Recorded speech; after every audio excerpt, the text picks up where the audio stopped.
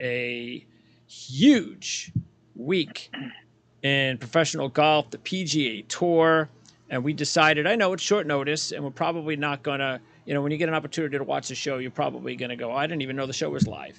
Well, we did this last minute. We put the alert out about 5 hours ago, so we apologize for the late notice, but we do want to remind you, we're going to do a lot more of these live shows. So what you want to do, definitely, besides subscribing, is make sure you hit that bell icon right next to the subscribe button, on the channel. And this way, anytime a show like this is available live, you'll get a direct alert letting you know. So that's the best way. And then the reason why is that you get an opportunity to interact with us. So if you have any questions at all, this is going to be the only opportunity really that you're going to be able to do it directly with us is when we do these live shows. So if you have anything to say at all, please go ahead and do that. And I'll just keep reminding you throughout this program. Jared, big week, especially for you, being the PGA Championship is in your backyard. Yeah, it's cool to kind of have like the golf world descending on my hometown. The Euro Tour posted a video this morning of like some guys arriving to the Rochester airport, and I'm like watching the video. It's like, that's my airport. There's Victor Hovland at my airport. So it's kind of cool to see. Yeah, and you're going to be on location for 3 days, Friday, Saturday, Sunday, correct? Correct. All right. And then Friday night, we are going to do a show. Now, the timing of it, we're just not sure yet. Again, another great reason to have the subscribed, not only subscribing to the channel and to the show, but also for the alert button. So as soon as we do figure it out, especially if we figure it out early enough, and we know definitely it'll be at a specific time on Friday night, we will try to put a live show together. Worst case scenario, we're going to do a show on Friday night, and it'll be available to everybody late Friday night, and then you'll have more than enough time before the key players tee off on Saturday, between Friday night and Saturday night, to be able to watch our show. It's not going to be a long one. It's, maybe half the show, half hour kind of deal. We're going to go over everything that we can to get you up to date on stats, where winners are coming from, reminding you about that historically at the PGA Championship, who has a realistic chance after the first couple of days, what are the best bargains, current odds of that nature. So looking forward to that. It should be a lot of fun this week. Yeah, hopefully I didn't have too many drinks at the course on Friday. I'll try to, pace myself so I'm ready for the show. I think you can hold off until Saturday and Sunday with the drinks, the excessive drinks. Yeah, I mean, those things get expensive, so I probably should. Yeah. I'm sure your wife will agree with me on that one. Yes. All right. Sure. I tell you what, before we move into this week, let's just quickly talk about what a day and a week. It couldn't have happened at a better time for Jason Day, putting together. And look, I understand where the officials are coming from with this particular golf course, because let's just put it this way. If they would have put together, and I don't have any inside information, I didn't even pay attention to, because I don't think I have to, of how they put the holes and regarding Saturday to Sunday. But there's no doubt that they made it tough on Saturday and extremely easy on Sunday. The question is that really the way you should go about doing it? Shouldn't it have been better to do Saturday tough, Sunday tough, to make it a better tournament?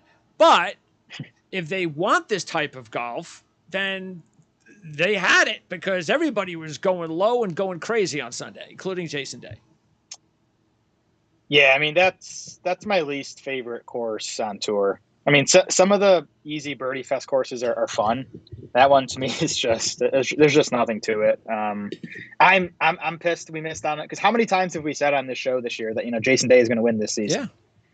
Yeah. We were on him. We've bet him a ton, but and it happened right after his worst 6 rounds, right? 6 or 4 rounds? 4 rounds, I think. I think 6, like 5.5. Right? I think it was Saturday at Augusta. Saturday and Sunday, yep.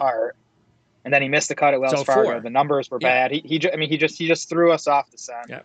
And then he goes and wins. So kind of disappointed that we missed it, but I'm happy for Diggs. It had been a long time since he won. And now it happens early enough in the season, as I said with Justin Rose, older player, but said it early in the season. Now this opens it up where can he win a major? Can he win the playoffs? Can he do something bigger than just getting off the schneid and getting a win? And that's why I think it's important that a player like Jason Day gets the W, because he's now in the mix. So that's always cool. And then, of course, you had the South Koreans also. Siwoo Kim looked like he was going to steal the show for the South Koreans again. Austin Eckroat, look, we talked about him as a young player to watch early on in the season. He went away. We didn't really hear about him. But this is what happens when these players like this usually come about in the easy weeks, and the fields aren't so tough. But however long it takes him to get to this point, that's what you have to do next, and that's a player to keep an eye on. That's just not one of those guys that's going to be like, maybe in my mind, I don't think he's going to be like a CT Pan. I think Austin Eckroat has an opportunity to be a pretty good player, like a top 100 player. Yeah, I agree. I think he's an eventual PGA Tour winner. My other takeaway from last week was Adam Scott having another solid tournament. Yes. Now that's kind of killed his odds for this week, so he definitely didn't make my card, but I mean, he continues to play well as an older player. Yes, and that is good call on that. What about Scheffler? That's just I don't take anything from it. No, I mean, I think it's an encouraging way to lead into a major. It was a typical Scheffler tournament. He ball strikes the crap out of it. He putted field average, so he comes in fifth. If he putts above average, he wins. The ball striking just continues to be really the best in the world. And another really solid performance from Tyrrell Hatton, finishing. He's just hanging around. Yeah, he's just he's going to win this year, just like we said with Day. Hatton's going to win. Yeah, he could be really interesting at the Open Championship. Talking about majors, I think he's even going to be in the running tomorrow on Sunday, potentially this weekend. So yeah. Adam Scott, Jason Day, Tyrrell Hatton. 3 players now definitely in the mix, not only for potentially this week, but moving forward for the rest of the season. All right, so that kind of puts to bed what happened at Byron Nelson. Unless you wanted to add anything. No, let's move on. All right, we'll move on, and a few things we want to. Okay, we're going to get to one and dones. That's coming up. Not only are we going to do one and dones, we're also, obviously, we got Jared stats we're going to go over. And I know how our viewers love your stats. You also have your top 10 model stats we'll go over, which are also pretty interesting. That's an added bonus. We just like we do it we do it all the majors, including the Masters. We're going to have player groups. So I'm going to ask Jared's opinion to pick one player out of 3 in a group. And then we're also going to do something where if I handed Jared $5 and I ordered him to place $1 wagers on 5 players with odds of 100 to 1 or better who were not part of his picks this week, then that's what he's going to do. So that's also coming up on the show. We want to thank Gaming for a Homie One Kenobi, a viewer of ours, who said, "Thanks, guys. I appreciate the hard work and insight every week." So you got it, homie. Appreciate that. One Kenobi. Let's tell you what. Let's talk about a fantasy team, because this is the big week. Of course, you want to talk about it. Yeah, this is a big week because you could actually regain your stranglehold with a win this week, and I could put together a big week, and stretch my lead. Where Jan really needs this to get back into the mix with us. So this is a big one for all of us. It is. And, I have Rahm and Scheffler, so I'm feeling good about my chances. Yeah, again, Jared's his top players odds-wise or contending-wise this week. Matthew Fitzpatrick, Max Homa, John Rahm, Scotty Scheffler. My top players this week would be Day, Hatton, Morikawa, Schauffele, Justin Thomas, Cameron Young, Jan. She's got Cantlay, Finau, Hovland, McIlroy, and Scott. So, and maybe you want to throw Sung Jae Im in there as well. By the way, Jan hit with Dustin Johnson on the Live Tour. So, would you get an opportunity to watch that? I did, and I was tracking it on my phone. I wasn't in front of a TV for it though. Yeah, I was. But I mean, the kind of leaderboard you wanted to see at Live heading into a major, right? I mean, it makes Dustin Johnson more interesting. A nice performance from Brooks Koepka, Cam Smith. That was one of his better Live performances of the year, right? So he might be trending in the right direction heading into this week. Talked about it last week on the Futures Show. By the way, the Futures Show is, of course, still available on the channel, so you can check that out because we went over a lot of other things that we're going to also talk about this week, but some things maybe we just won't. Because we're going to get to a lot of other stuff. But what we did talk about were especially parlays, because I'm going to bring that up, but also where you were with the odds last week and how you could take advantage of that, especially, and then also the Live Tour players, and keep an eye on those guys because that's what we talked about with the Masters and Brooks Koepka, and he almost stole the show at the Masters because of the way he played at Live coming in with the win. So, that's going to come into play as well with our picks. Okay, so let's start with one and done. And because I see your picks, of course, and I'll put your picks up here in just a little bit, and my picks. But there are a couple players that are not in your picks, your weekly picks, that I believe will be in your one and done. All right, and I think the easiest one, the most obvious one, has got to be Matthew Fitzpatrick. For me? Yes. You have to be thinking about taking him this week in one and done. Yeah. So, again, I have the two one and done teams. One of them is like right on the cut line to be in the money, and one of them's like in the bottom half of the league. So in the one in the bottom half, I'm going to try to go off the board more, and I am considering Fitzpatrick for that. I don't think he's going to be super popular. Now, the one I'm kind of not front running, but the one where I don't need to get too crazy, I think I'm going to use Brooks there. Really? Yeah. I mean, being a Live player, you're only going to get 3 more chances to use him. Did you take Scheffler already? I have used Scheffler in both. Oh, you have in both.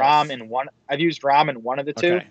I'm not going to use Rahm here though. At least partly because again, the prize pool here is not as big as the prize pools at the elevated events. True. Seems funny because this is a major, but It's not, one of the biggest prize pools of the year. So I don't want to burn Rahm. Brooks is just, again, you only have 3 more chances to use him. I think he's a better fit here than he is really even at the U.S. Open at LACC because his bent he's better on bent than he is on POA, which is what we're going to have at the U.S. Open. And I think the courses are going to play kind of similar, long courses, thick or off, the kind of courses you want to play Brooks Koepka at. I think this is a better fit for him than the U.S. Open.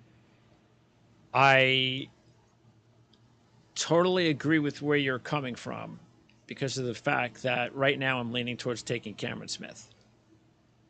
Wow. And we talked about it last week. I even singled out Cameron. Here's a player that I want to keep an eye on, see how he plays. He was playing better his previous 2 events on the Live Tour. Now he plays his best. And by the way, on Sunday, he was awesome. It was probably the best round of the season for Cam Smith. I mean, he was knocking down those birdies that we often saw him knock down to win big events, including the Open Championship. So he looks dialed in now, even though he didn't win. But Dustin Johnson needed to sink those birdies in the final hole and in the playoff hole to steal the win. If he doesn't do that, Cam wins on a tremendous, again, I think it was 62 on Sunday. So I think it's perfect timing for Cam Smith. And the other player I was thinking about is one of your picks this week. It's your boy, Max Homa. So I was thinking about Max too, but I think because of what you just said regarding you only get a limited amount of chances to take these Live guys, that I think Cam Smith taking one of those Live Tour guys does make a lot of sense. If you feel confident, of course, that they're going to have a real good chance of winning. Yeah, so I like Cam here for the around the green stuff. I think around the green is going to be really tough here. Again, from what I've heard, the rough isn't super long, but it's super thick. So it is going to be tough to play out of. And then I don't know if you've seen the course, any pictures or video today, but the bunkering here is crazy, and it looks super hard. Deep greenside bunkers that are really going to be penal. So you obviously like Cam Smith for that. He's still, to me, one of the best short game players in the world. What I worry about with Cam this week is, one, off the tee. He's not super long, and he tends to get wayward, and that's going to be trouble. I don't think you're not going to want to be playing out of the rough here too much. And the other thing too, you talked about the putting. Bent grass is his worst putting surface. Now he's still a good putter, sort of like Justin Thomas, good last year's PGA champion. Yes, we say all the time, putting is fickle. You don't want to weigh it too much. And again, Cam is still a good putter on bent. He's just not as good on bent as the other surfaces. But it's more the driving that has me worried about. Hey, and that makes sense too, because look, his only major win was an Open Championship, in which St. Andrews is a course made for Cam Smith to win on. But let's keep in mind, Cam Smith has 5 top 5s plus the win in majors. So even though the 2 best ones are Open Championship win and Augusta, where just again you're going to have a much better chance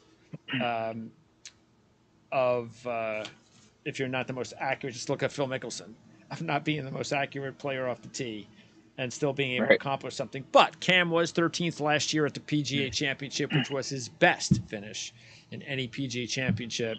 So yeah, look, I 100% agree with you on those points. But I think the only reason why I'm also thinking to take it to Homa is because, like you were saying, how you do wonder if there's a lot of, I don't know how many people still have Homa in our league, but how many people are kind of, if they're going to take Homa in a major, how many of them are waiting for him at the U.S. Open? A lot, I would imagine. And I'm looking up. So he's already been picked in about 60% of teams. Okay. So, so you would think half of those will probably go to the U.S. Open? Saving him. Yeah, I would think. So, yeah, Homa and Cam Smith will be low-owned this week, I would guess. So if you are chasing, I think they're good picks. I think Fitzpatrick is a good pick if you're chasing. I think Sungjae Im is worth considering if you're chasing. I think those types. Because then you don't want to go too far down the board. No. But you can definitely get good players that are going to be 5% owned or even less. Again, I know we have some more viewers joining us for this live show. If you have any questions, comments, anything at all regarding One and Done, regarding the course, again, Jared knows the course well.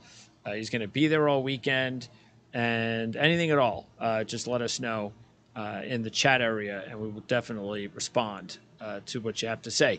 All right. So, anyone else?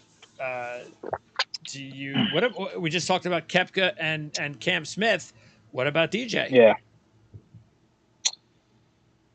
I'm still not convinced on DJ. I agree. Yeah.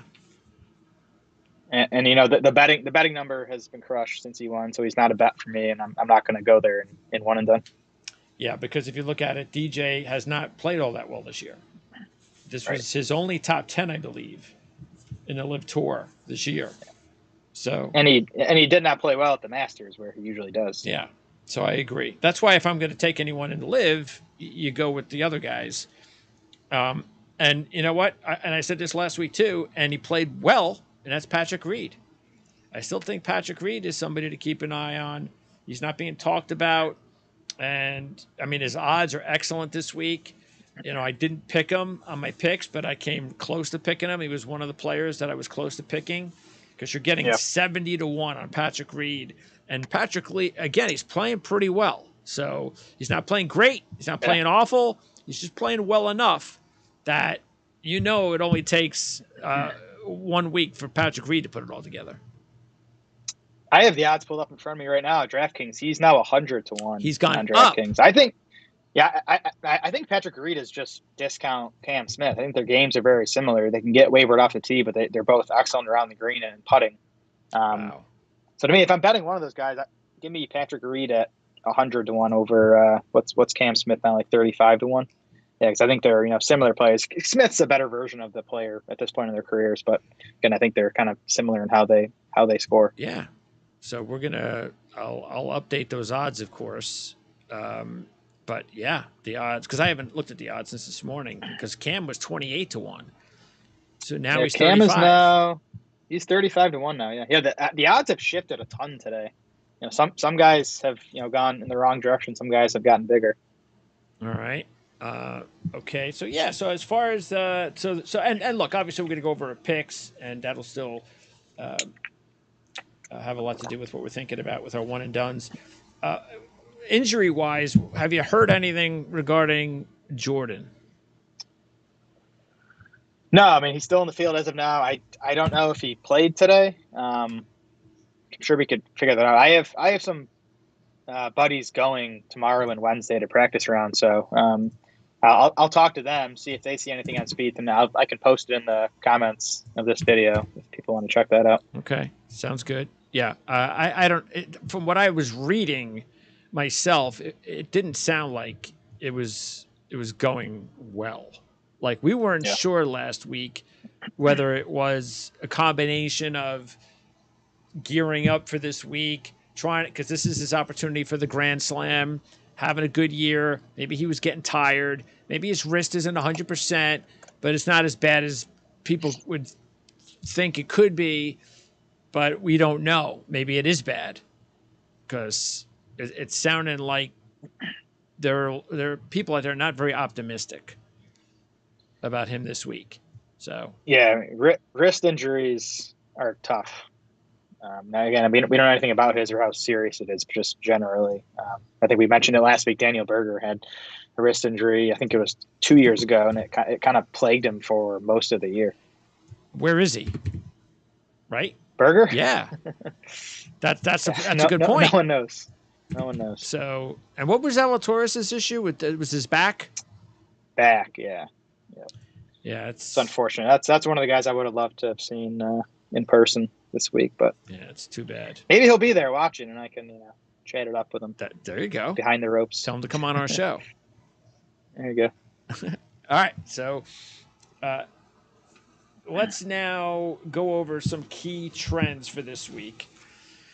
Matter of fact, I tell you what, let's take a look at your stats. So let me pop the stats up here.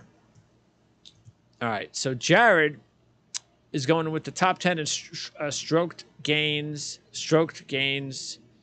and was that total at PGA Championship last 5 years, and top 10 in strokes gained, tee to green on difficult par 70s. So there you go. Those are your stats. You can check them out. Just pause the channel. Well, you can't pause it watching it live, but you can come back and check it out when we have this posted up on a little bit later on, and I'll try to throw these stats back up here as Jared's talking. So explain yourself, young man. Yeah, the strokes gained total at PGA Championship is self-explanatory. It's tough to know how much to weigh that, right? Because it's obviously 5 different courses. I do think the PGA obviously tries to set these up as similar as they can, I guess. Plus, it's interesting because, again, it's 5 new courses. So these are courses guys don't play every year. They're not in the rotation. So I think there's something to be said for that, yes. Right? Like how good players are at a course like Oak Hill. A lot of them have never played here. The ones that have, it's been 10 years. So I think event history is worth considering. Maybe not weighing as much as we do at other places, but so there's the top 10 there. Then strokes gained tee to green on difficult par 70s. I used the last 2 years here because there's not a ton of par 70s on the PGA Tour that play difficult relative to par. This obviously will be one of them. This course, par 70, it's like 7,400 yards again. Rough's thick, fairways are narrow. It's going to be tough around the green. Like I think the winning score is probably going to be in the single digits. So I definitely weighed which of these golfers are just best on tough courses and particularly tough par 70s, which really puts an emphasis on par 4 scoring. Okay. And why don't you also talk a little bit about, you've got your own model for this week. sort of like what I have with my trends, and we'll get into that in a Yep. little bit. So everybody has we all have our own personal models and how it works for us as individuals, and that's why we try to do this, because we'll let you know what Jared's are. You know what mine are. Throw all this information in there, and you got your own stuff out there, each viewer. So hopefully whatever we can add to your models helps you win. Talk about your top 10 model, because the guy at the top, actually your top two are part of your picks this week. Yeah. But talk about well, first of all, just explain the model. Yeah, so I do this type of stuff every week, and we don't always talk about it on the show. The model I built this week is definitely a bit more complex. There's more in it than usual, I guess. One, because it's a major. Two, I bet more money when it's a major, so I spend more time on this stuff. And then I do think I have a good feel for this course and how it's going to play. So like what goes into my model? It's one, recent form, just who's playing the best over the last 3 months. I do course fit stuff. So for this week, what's important this week, driving distance, around the green play, sand save. So I kind of build that course fit stuff, throw that in the model.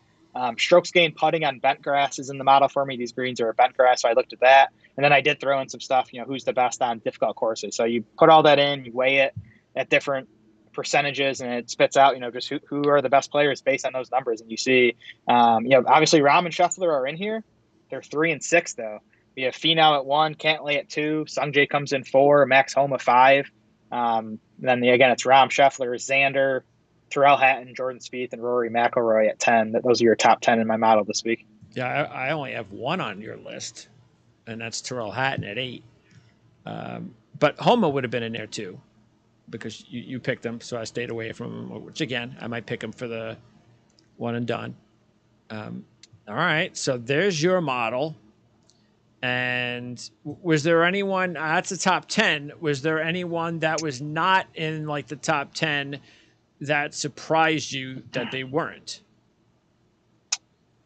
So, again, usually when I run this stuff, Rahm and Scheffler come in 1, 2. Okay.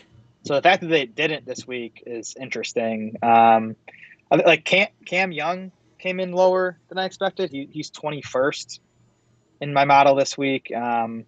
Justin Thomas is at 11, Victor Hovland's at 12. So it's as it should be. The top guys are going to come in at the top of the model because they have the best numbers. But I think the order they come in is interesting to look at. Well, see now, and maybe this will have something to do with a little bit more extreme case, but maybe this is a good time for me to bring this up. And I was going over some research on a couple of things because I noticed something, and that was, we talked about last week, Oak Hill.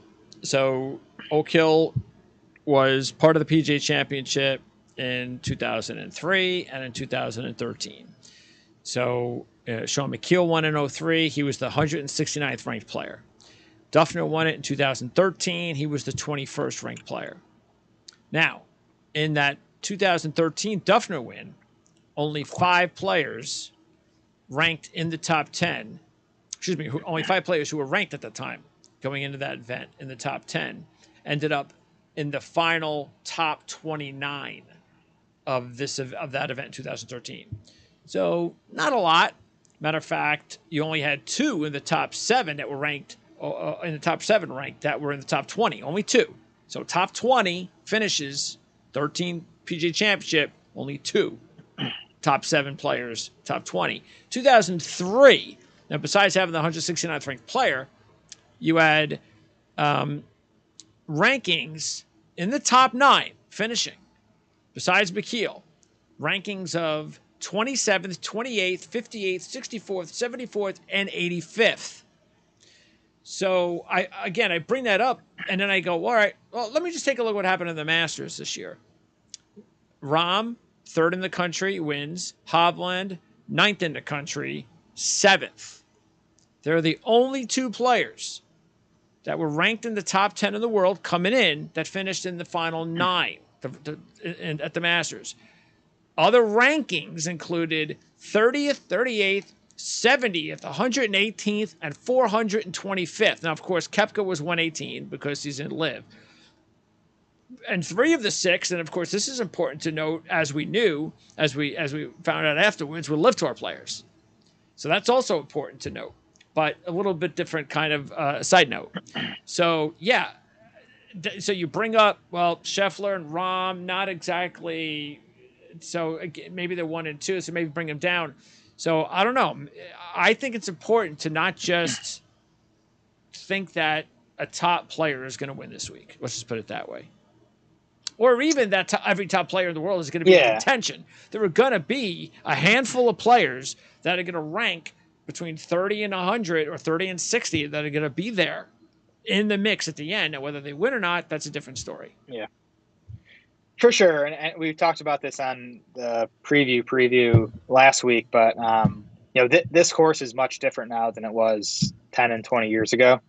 They took down a ton of trees. It's more wide open now. I think that's going to help the upper echelon players more, right, than if it was more of this accuracy putting test. So yeah, I mean there will be long shots in the mix come Sunday.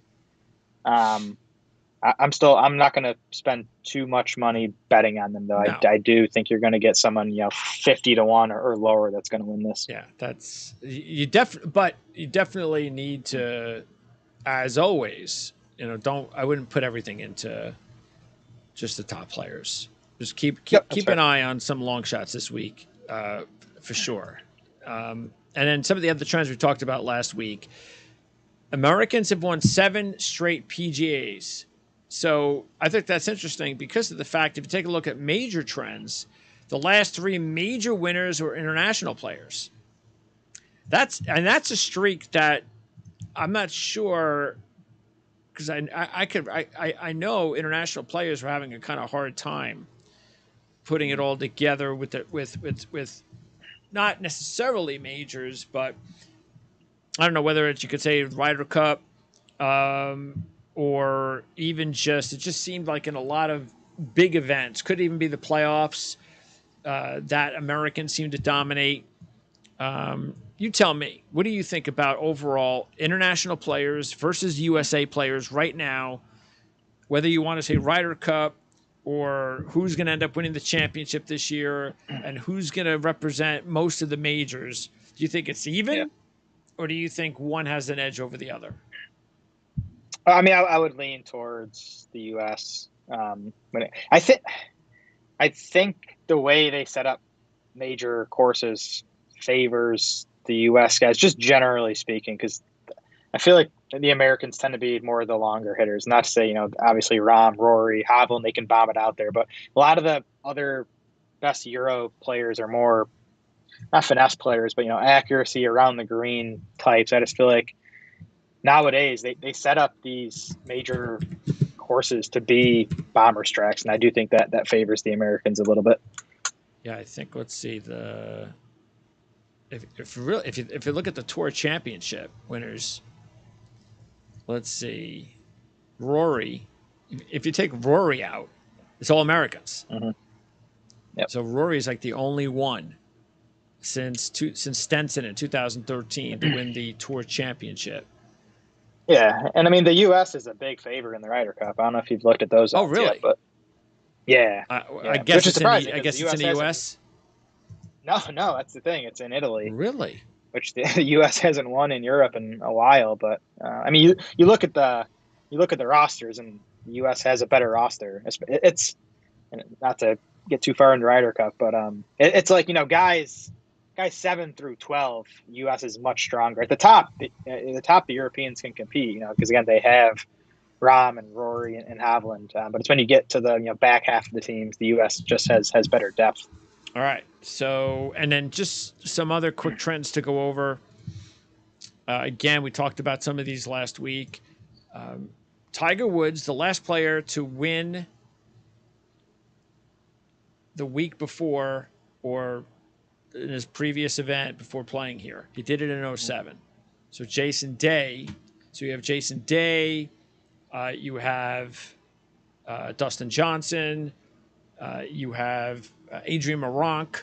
You know, you got guys that are going to like to buck that trend, and I'm okay with that with Jason Day. Matter of fact, the only thing I'm because really, if you think about it, I know you lose odds on Day, but remember Yep. we talked about this with Koepka before the Masters, how I said, yeah, I lost a lot of points on Koepka, but I'm still taking him because I never would have taken him if he didn't win to live. So I think the same thing with Day. If he doesn't play well again, then there's no way we're touching him. So yeah, I lose maybe 40 to 25 to 1 or something like that, but I think it's worth it because I never would have taken him anyway. Yeah, that's fair. And I didn't bet Day, but I do think this is a decent course for him. He's long enough. He's been driving it well, and we know he's still, one of the 10 or 15 best around the green players in the world, which again you're going to need this week. All right, let's see. Other ones that are interesting. Again, talked about this. Mickelson, when he won in 21, he broke a streak of 14 consecutive PGA Championship winners who appeared there without a week off. And Justin Thomas did not have a week off last year when he won. So just keeping it, just trying to keep it real. It is what it is. I think it's a kind of strange one because we always talk about players taking the weeks off before a major, but for what it's worth, PGA Championship on the calendar, it seems like you don't want to have the week off, even though, again, they have changed the PGA Championship calendar as well about 4 or 5 years ago. Mickelson broke a streak of 17 consecutive winners who registered a top 30 in his previous event. Justin Thomas was 5th the week before his win last year. That, I think, is maybe even more interesting and relevant.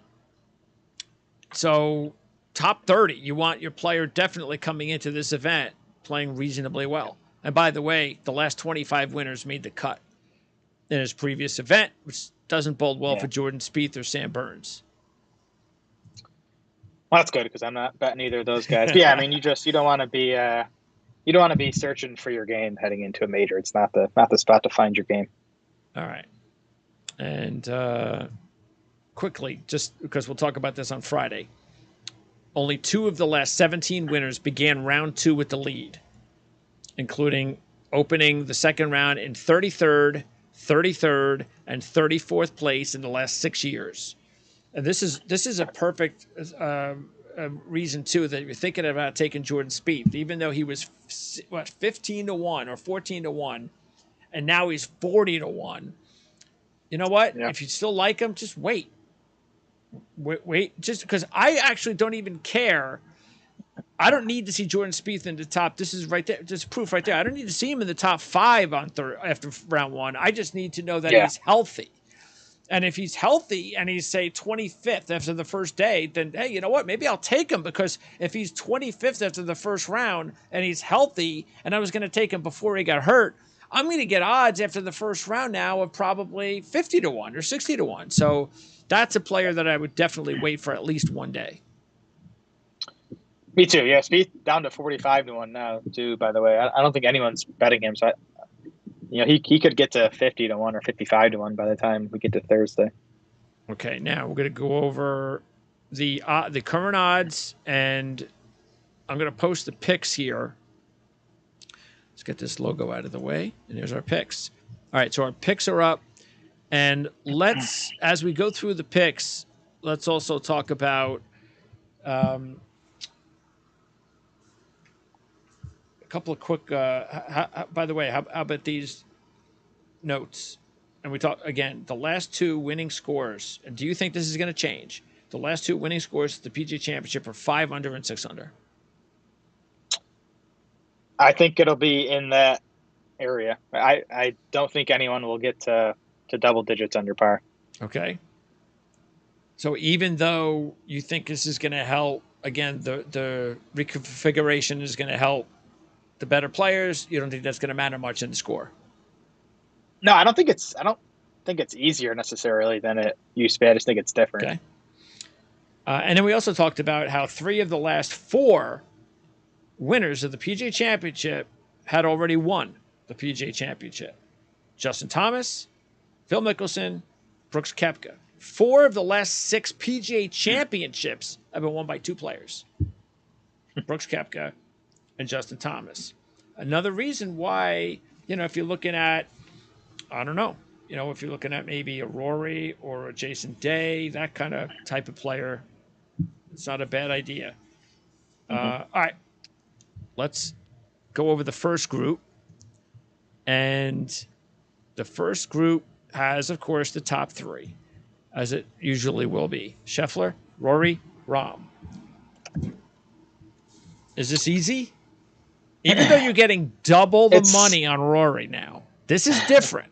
We were slamming Rory for a couple of events recently because he was getting odds equal to Scheffler. Now he's double the money.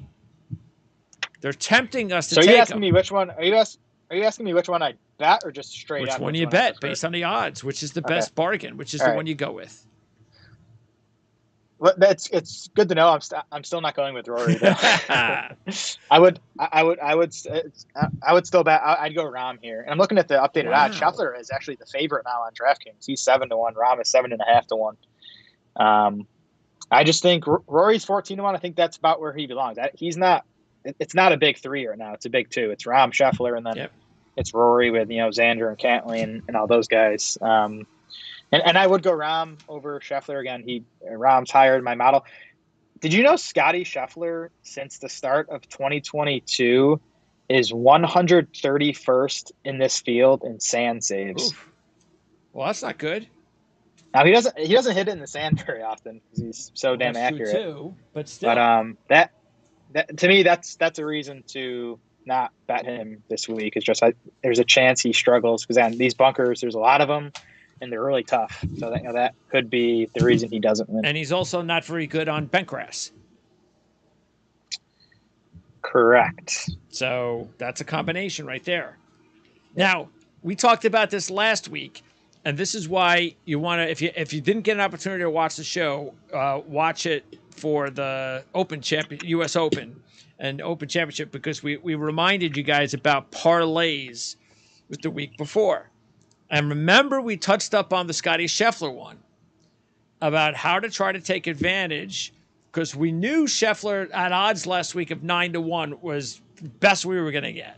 That if you like Scheffler, you had to take him last week, and that's exactly what happened. He's now the favorite. I am not surprised about this. So what I did last week at the end of the second round, I was able, on 2 parlays, and again, it was probably like I was spending $1.50 maybe on each. I was able to get Jason Day with Scotty Scheffler for $450. Wow. And Matthew Fitzpatrick for $800. Nice. And then on Sunday, I had like a couple of bucks in my account left, and I was, I knew I was going to get more in with winning some money later that day, but I had like $5 left, and I had no money on Day, and I put the $5 on Day. He was like 8-1, so I made out, even though it wasn't a lot of money. I was more happy about the futures, so that really paid off, and that's something that we will continue to talk about. That you have to take advantage of the week before with these types of situations. And right there, again, for a couple of dollars. And again, it's not like I didn't wager. I probably wagered maybe $10 on other players that didn't come through, but it all paid off because now I have $450 on Scheffler for a small investment. Now I'd have to put what? $50 on that? 60? More than that even. Yeah. All right. So you said you would take Rahm. Why would you take Rahm over Scheffler? Based on what you just said, that was part of it? I think ball striking wise, they're right there. I trust Rahm to make putts. That's what separates them in my mind right now. All right. So you think Jon Rahm, since they're even in odds, you think Rahm's going to have a better week than Scheffler? Yes. Okay. I wouldn't bet a lot on it, but if I had to pick between the two, I'd go Rahm. All right. So I'm taking Scheffler. Scheffler, 13 straight top 15s with 7 top 5s and wins in the Players and the Phoenix Open. And he's going to try to see. To me, I'm just getting this feeling, and I think you probably feel the same way that as maybe before you go into your stats and then aren't picking Rahm over Scheffler. Mm-hmm. But if Scheffler wins, it's going to be so like obvious. Of course, Rahm won the Masters. Scheffler will win the PGA, the two best players, and then we'll move on to the second half of the season to see who who wins it out. Yeah. So something I noticed about Rahm, just digging into it this week, he hasn't gone 3 straight starts this year without a win. Okay. And he hasn't won his last 2 events. So if the streak's going to continue, he has to win this week. Yeah, that's insane. It's going to be awfully tough. He hasn't winning back-to-back majors doesn't happen often. So see, that's why in my mind, I'm getting 7-1 on Rahm. Those odds are not taken into account that he. If anything, they are taken into account, of course, that he won the Masters. But my point is, I think the odds should take into account how difficult it is to win back-to-back majors, and it's not. Yeah. It's basically saying, oh, it's 7-1 anyway. And I just think the odds of him winning back-to-back majors, I think, should make him more like 10-1. For me, to put money on him, I'd rather take Scheffler if they're both 7-1, and for that reason. Yeah, I mean, I just don't bet golfers that low of odds. But honestly, I think 7-1 is about right for Rahm and Scheffler. I think whatever that probability is, 12 or 13%. I think that's probably about accurate. That's probably about their chances of winning this week. All right, let's try to take the pro Rory McIlroy side here. So, of course, we know many majors, all that stuff. 8th here last year. 7 top 10s out of 14 PGAs, 4 of those top 5s, 2 of those wins. He did play here, by the way, in 2013. He finished 8th. I know, of course, it's different, but he knows the grounds. He's played well here, which helps. And again, I think there's a little bit more pressure that's off because I don't think a lot of people are. How often do we talk about it? Oh, it's Rory's going to win this week. There are certain analysts on the Golf Channel that have probably picked Rory McIlroy to win a major for the past 5 years, or however long it's been at Rory's last major win. I don't know, how long has it been? Since the last PGA was his last one, right? 2014. So it's been almost 10 years, 9 years. It's crazy. So. And how many times these guys have predicted Rory McIlroy to win majors? I don't think anybody's going to pick him to win this week. And I think that might be, Rory, because Rory did it at Wells Fargo a couple of years ago. He wasn't playing all that great, and boom, he just goes out and he wins, turns his game around. Look, we just saw Jason Day do the same thing last week. So the good thing here is that I think there's pressure off. I don't think anybody's expecting much, and you are at least getting better odds now at 14-1. Yeah, I mean, there's actually a lot of pro Rory arguments. I mean, you talk about the course knowledge. Rory has the hometown connection. He's married to a girl from Rochester. Oh, really? He supposedly spent a ton of time here during COVID playing the course. I never saw him around town, but supposedly he was here. So he knows this course better than anyone. I would feel comfortable saying that. And again, it's a good course fit for him. Driving is super important here. He's still, one of the best drivers in the world. Bent grass is his best putting surface. Yes. That's another positive. The negative is just he's not playing well. I mean, miscut at the Players, miscut at the Masters, 47th at Wells Fargo. Even before that, he was second at the API, but then before that, 29th at Genesis and 32nd at Waste Management. So he's not playing up to that level right now. But if he brings his A game, he probably will win this. Yeah, no top 5s in the last 8 PGA championships since his win in 2014. All right, let's go to the next group. And this is a good group, and I did this purposely, as you know. Cantlay, Homa, or Finau. All of your picks. Yeah. Who's the best bargain? Who's the one? So the best bargain based on the odds right now is Max Homa, who I'm looking, and he's actually now 40-1 on Yes, I DraftKings. updated that for you. Yep. Yeah. Now most likely to win, I'd go Cantlay, but Well, hey, you got to pick one. You just which of that three you're going to do it. You only have money enough for Homa. one of them, and you obviously you got to win. So who yeah, Homa. It's going to be Homa. Okay. Homa at double the odds of the other two. I think I don't know if a more proven winner is fair to say because Cantlay's won plenty too, and Finau's won like 4 times in the last year or something. But yeah, I think Homa at twice the odds. I don't think they should be that far apart on the odds board. Yeah, so Cantlay actually dropped down to 16, and Finau dropped down to 22, and yet Homa. Why do you think Homa moved up to 40?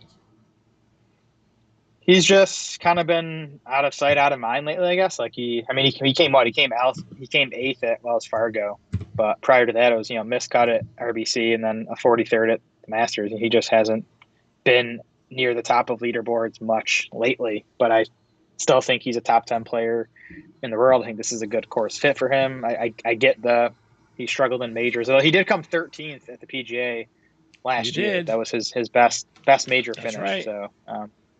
He's too good to continue struggling in majors. I just love the fact that these odds are gone up. I mean, it just makes me want to take him more.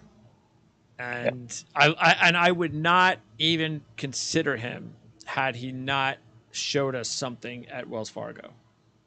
That to me was exactly what we needed to see because I think this is I think this is perfect. Because again, nobody's looking at him now.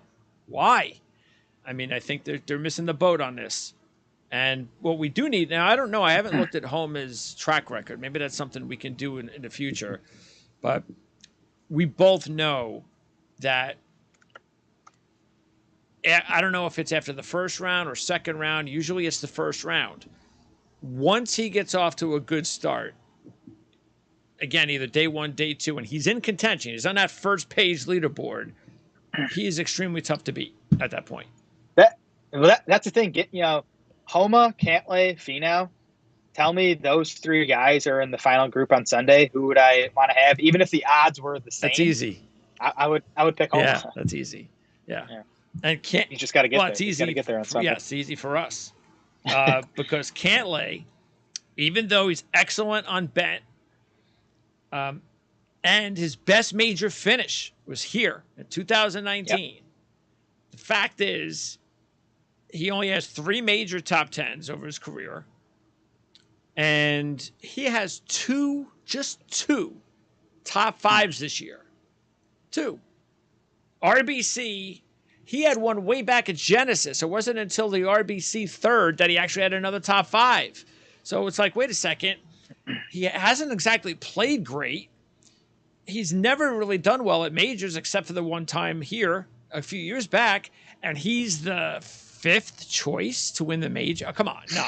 I mean, but I'm betting. But you're betting him. So why there has to be what's the reason that you're going with him? Is it because you're obviously not taking you don't care about his previous major history.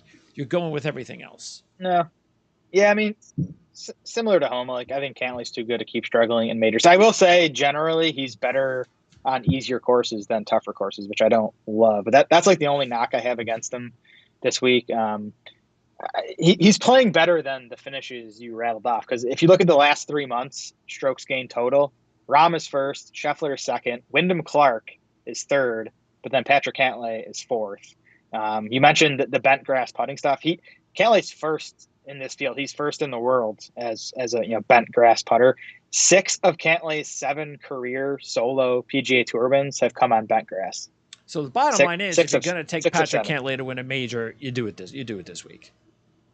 I think so. He also came 3rd at the PGA Championship. That was at Bethpage Black, which I think is a good comp course for this week. New York course, long, bent grass. I think that's probably the closest thing we have to the current version of Oak Hill. So I like that Cantlay came 3rd in that tournament.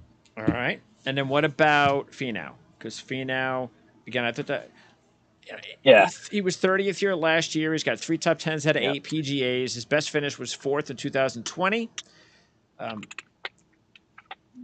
There has to be a particular reason. And again, you went over the stats, so we know that.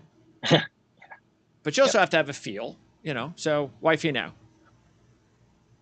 Yeah, I mean, it definitely starts with the stats, right? I mean, he came in first in my model, and it's because he does everything I'm looking for this year. He drives it long. He's good on approach. He's good on long approaches.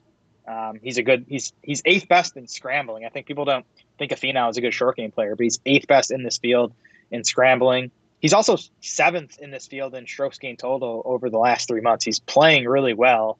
I think he's not getting enough credit for his last win. I know the field was horrible, but he went toe to toe with John Rahm on Sunday and beat him. I think that matters. And bent grass is Finau's best putting surface. He's actually 30th in this field as a bent grass putter. Again, you don't think of Finau as a great putter, but he's a good putter on bent. So I like Finau at the 25 to 1. All right. Again, I want to remind our viewers that are watching live, if you have any questions or comments, you can go ahead and let us know in the chat area. Let's go to the next group. And make sure to subscribe to the channel, like the video, hit that bell in the subscribed area as well so you get alerts, especially when our next show is, especially if it's live. And share the video, too, if you have friends and people that you'd like to see, whether it's on Twitter or any other social media platform. All that stuff really helps us out. And the more it helps us out, the more kind of cool things that we can do to give you even better information in the future. All right, next one. The next 2 are going to be Liv. DJ, and we're going to start picking the pace up. DJ, Koepka, Cam Smith. Yeah, Koepka for me. I just think he's the best fit at this style of course. And, of course, I'm going with Cam Smith, but I understand where you're coming from. Koepka, of course, has 2 PGA wins. He did play here in 2013, didn't fare all that well. Coming off a 6th place finish last week. And, of course, Brooks won that PGA at Bethpage that I was just referring to. It was actually Brooks 1, DJ 2, Cantlay 3. Okay. And DJ, of course, coming off his first top 5 on the Live Tour with the win last week, was 8th here in 2013. And is that what you said? Did you say second? Oh, no, that was at DJ. That was the New York one in 2019. Yes, okay. At Bethpage, yeah, he was 8th, by the way, on this course in 2013, so he fared a lot better than Brooks here the last time they played. And he's got 2 runner-ups in PGA Championships, but he has missed the last 2 cuts. Okay. Patrick Reed, Gooch, Neiman. And we talked about Gooch and his 2 Live Tour wins about a couple of weeks ago, actually, I should say. And he's still at good odds, about 70 to 1. The odds come down a little bit. But if you look at Gooch, how about this? His best major results, and we put Gooch in the same category as Homa and Cantlay, not as talented, but in that same kind of, we need to see the production first in majors. And his best major finishes have come in his last, I think, 3 or 4 majors. He was 14th in the 22 Masters. He was 20th here last year, and he was 34th at the Masters earlier this year. So last handful of majors have been his best, or at least 3 of them. That's a good sign for Gooch. Would he be the guy, or would you go with Reed? I'd go with Neiman. You'd go with Neiman. I like it. Yeah, I'm a big Neiman fan, or at least I was before he left for a live, and I can't really bet him anymore. But I think he is the best player among these 3 at this point of their careers. I know Reed is more accomplished, but so Neiman, if you remember, he won at Riviera. Was that last year? Seems like so long ago, but I think that's a similar type course, a tough course. Got to drive it well. He's an excellent driver, and bentgrass is his best putting surface. He's actually a negative putter on POA and Bermuda. He's a positive putter on bent. So he's like Rain Man. He's an excellent driver. All right. We just haven't seen Neiman have that. We thought at the beginning of the season, Neiman would be the one with the 2 wins on the Live Tour. Yes. He was 9th last week. By the way, in 3 PGA appearances, 4 of them, 5 of them. But he's pretty much improved almost perfectly in each one. He was 23rd last year. That's his best finish. Schauffele, Day, Fitzpatrick. So I love Xander this week. I went back and forth between Xander and Cantlay as like my bet at sub 20 to 1. Really? But actually, I love Xander. I mean, I think Xander's a similar player to Cantlay. Neither guy has a real weakness in their game. And both guys are having issues so far closing the deal on majors. Yes. So, they're the same exact guy. So, but actually, at the odds, I'm going to go with Fitzpatrick, who I talked about. My buddy that works at Oak Hill kind of gave me him as a guy who had been practicing there quite a bit and looking good. Obviously won the U.S. Open last year, and he's longer too than you realize. Yeah. So I'm not worried about that. Fitzpatrick is 28th in this field in driving distance. Yep. So he's plenty long. Yeah, I won with him last year at the U.S. Open, so that's always going to be special for me. But as we all know, it always helps. We always remember those things. He was 5th last year here. Yep. And that was his first top 20 at a PGA Championship. And yeah, I agree. I just love the odds too, because now what are we getting? What are we getting now on Fitzpatrick? 35 to 1. 35 to 1. That's what we're getting on Fitzpatrick right now. So that, like the Homa number, is a bargain. So There you go. Love that. Okay. And then Day, again, yes, it's going to be very tough to win back-to-back, but this is the best thing to happen to him to get the win. And he's the type of player, he has the talent that he would be capable of coming right back and using that confidence. By the way, he was 8th here in 2013. He won the PGA Championship in 2015. And he's been solid over his career in PGA Championship venues. So, and 25 to 1, it is what it is. But I think he could do it. So. Yep, me too. I just prefer Fitz at, basically the same. I agree. Same odds. Yeah, actually even a little higher. Spieth, Justin Thomas, Cam Young. Are you surprised Justin Thomas's odds have shot up to 25 to 1? No, right? No, because I will say he's playing better than he was early in the season. But it's still been a down year for him overall. And I always worry about the putting with JT, and I do worry about off the tee here too, because he can get wild off the tee, and that's going to be an issue if he's in the rough here often. But he's going to have to win back-to-back PGA championships, and that is just extremely difficult to do. So you have that, you got Spieth and the injury, but you are getting 40 to 1, or do you say, hey, you know what, I'm going to take Cam Young because those other guys have got too much going against them? Yeah, I would go Cam Young here at 35 to 1. So you're getting 10 more points versus Justin Thomas. With Cam, I worry about the around the green play because he's been bad around the green. What is he? He is 67th in this field around the green. But he obviously has the off the tee game. If he's good enough off the tee and with his irons where he doesn't have to do much around the green, I think he has a good shot here. Runner-up in the Open Championship last year. Again, it's a much more open situation. Third last year, PGA Championship. He seems to bring out the best in Cam Young. So don't worry too much about his last two results. We said that last week. He can rebound after a bad week and do just fine. Hovland, Hatton, Morikawa. So Hovland is trying to do what Jason Day did last week. He's trying to say, yeah, my game has gone to the crapper the last few weeks, but I'm going to put it all together, and I'm going to do it in a major. Positive thing is his best major appearances have been his last two.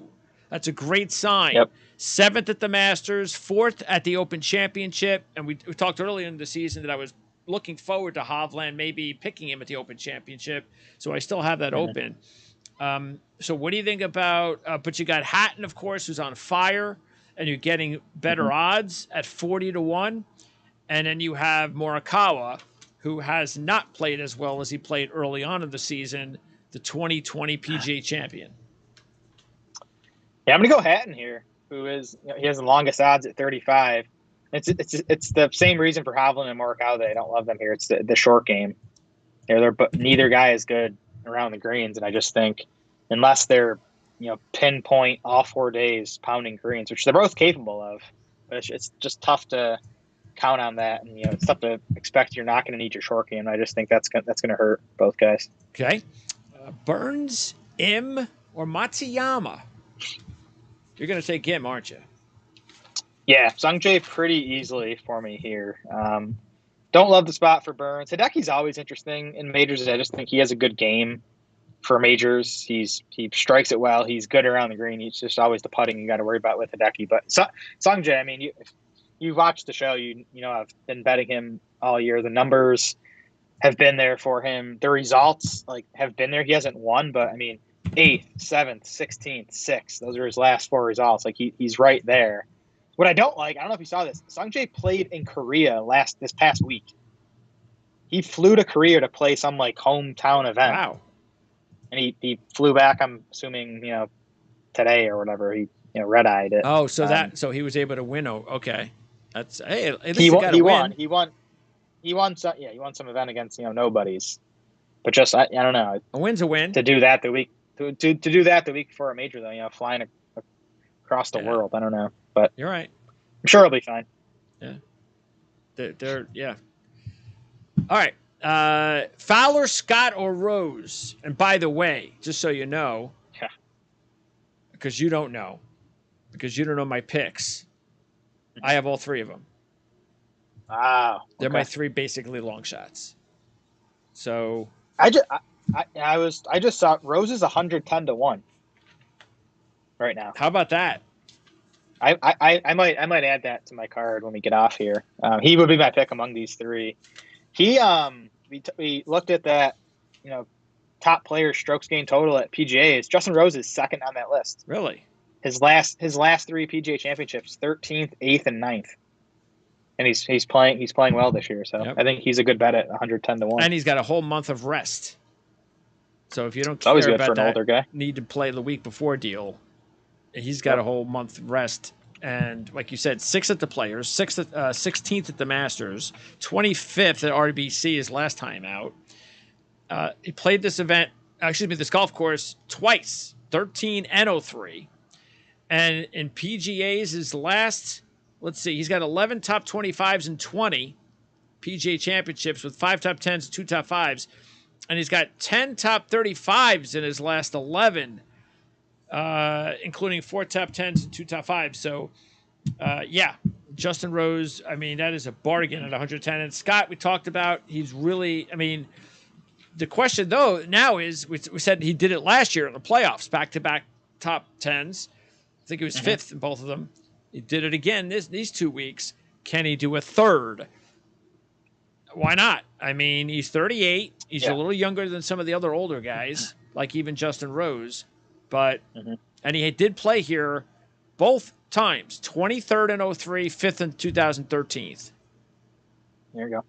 Yeah, I mean, 75 to 1 on Scott is nice. I would probably actually prefer Ricky among those 2, though, just because Ricky's been doing it more with the ball striking, and Scott's been more, the last 2 weeks has been a hot putter, which is always tough to count on. Ricky's been doing it with the approach game. Yeah, with Ricky, to me, it was just, look, maybe he's just playing well. I mean, he's got 9 top 20s in his last 12, including a runner-up in that Zozo event. He was 19th in 2013 here, and let's remember he's a 3-time major runner-up. He knows how to play in them. He just hasn't been able to complete the deal. Kuchar, Mickelson, Lowry. That's Lowry pretty easily for me. He's a guy I considered betting. He was 80 to 1. Really? Last I saw. I know we've talked about him. It's the putter. He can't make a putt. But if that's going to work anywhere, it's going to work at a course like this where, again, -7 might win it. So he's not going to have to make a ton of birdies if the ball striking is there, as it has been most of the season. And he is an excellent short game player. I'd put him in the top 20 at least, maybe top 10 of short game players. So I do like the spot for Lowry. He's just got to figure out how to make some putts. Yeah, Mickelson. Now, the PGA Championship is not as bad as the U.S. Open setup you would think for Phil at this point in his career, but it has been getting tougher, so it's probably not a good.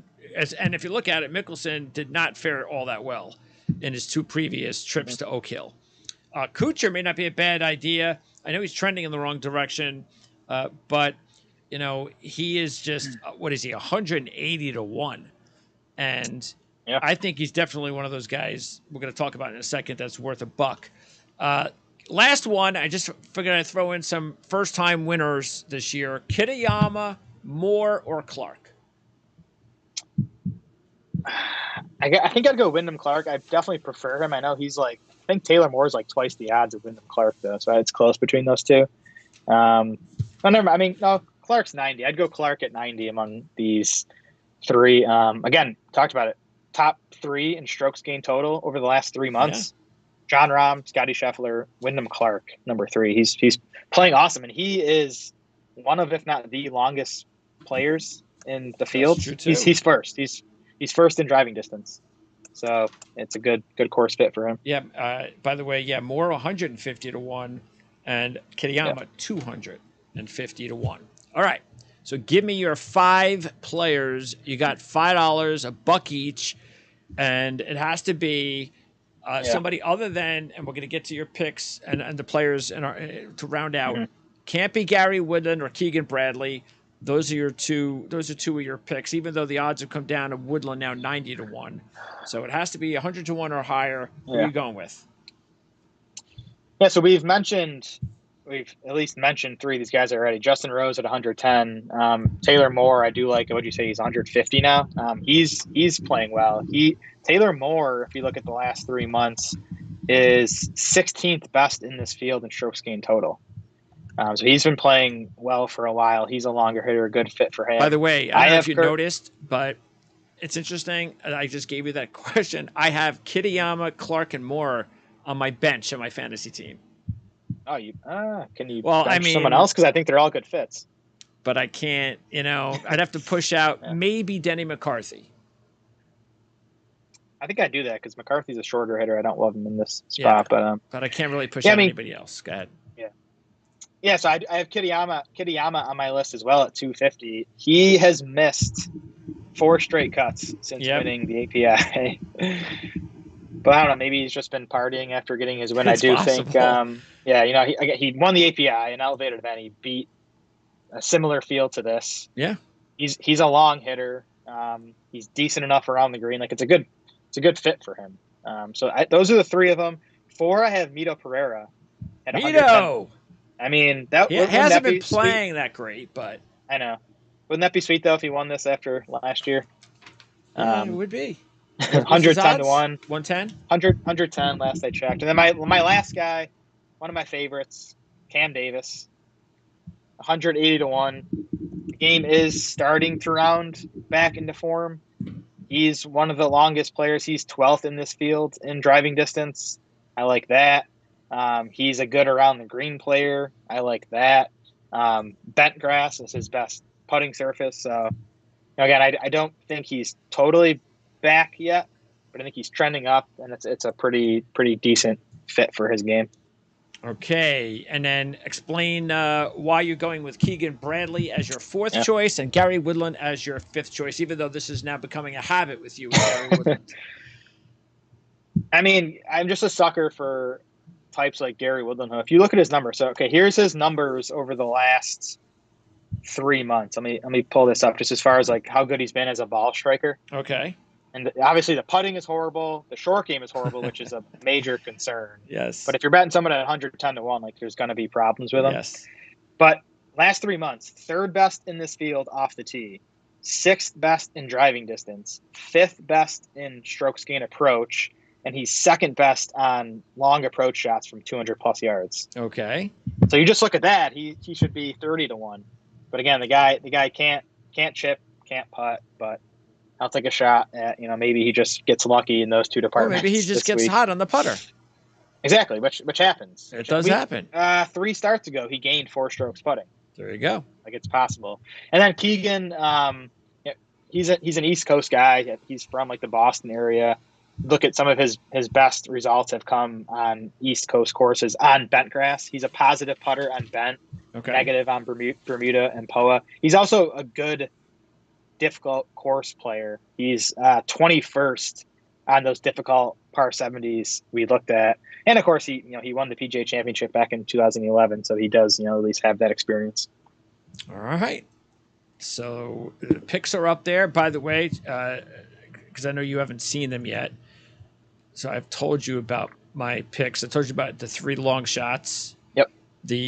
Well, you know what my picks basically are, because my top 3 are Cam Smith 1, Fitzpatrick 2, and Hatton 3. So the only thing Fitzpatrick is the one I'm worried that he didn't make my card, but the only thing I'm worried about here with my list is I only have one American. That's Ricky Fowler. So the whole American deal at PGA Championships, that may not bode well for me. And then other players that I was looking at that we didn't talk about. Again, I mentioned Reed at 70-1. We mentioned Gooch at 70-1. Keep an eye on Adrian Meronk, not because he's going to win this week, but we've talked about him before. He won again on Sunday. He's one of these European Tour players that we're going to start, hearing more about here. He's 250-1. And you know what? Matt Wallace was someone that I would have considered this week as a long shot at 400-1 had he been playing just a little bit better, sort of like Kitayama. 1, miscuts.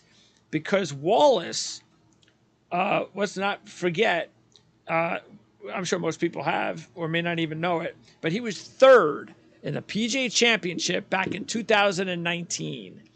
That was about the time I had mentioned a few weeks back when he was somebody to keep an eye on. And so, 400-1 world. But again, he ain't going to win. I like the Meronk call.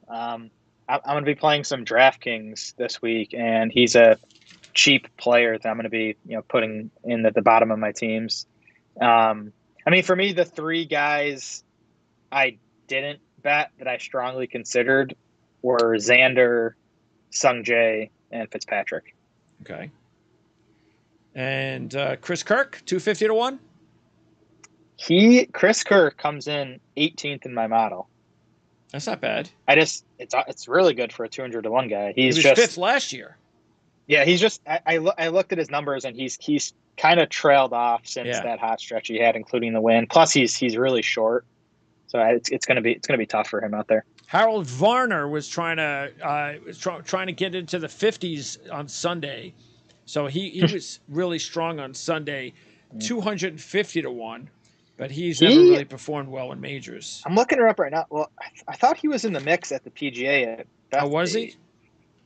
Was that his best finish? He finished 36th, but I think he had a horrible Sunday. I remember because I was there. I remember watching. Yeah. Oh my God, he shot an 81 on Sunday. Oh, he was right in the mix though through 3 rounds at Bethpage, and again, I think that's a similar course to what we're getting this week. Let's see. His best major finish we have is the Masters last year, 23rd. Yeah, that's it for Varner. Your boy Wise looked pretty decent, getting back into the swing of things. He needs some more time. Jimmy Walker, unfortunately, got cold last week. Let's see. Anybody else I'm seeing here? Mitchell has gotten really cold, so forget about him. And Connors, Thagala. Isn't it crazy we don't talk about DeChambeau anymore? This is a good. The other course I've heard this compared to is Winged Foot, where Bryson won the U.S. Open a few years ago. But I'm not touching him, obviously. Yeah, no. Yeah. Another crazy number to me is Abraham Answers 200-1. There you go. I don't think he's been playing great. No, he hasn't on Live, and he's a shorter hitter too, so not great course fit for him. But 200-1 feels. His last 2 PGA Championships, he finished 9th and 8th. There you go. So Abraham Answer, like you said, at 200-1. Billy Horschel's game's gone to the tank, 300-1.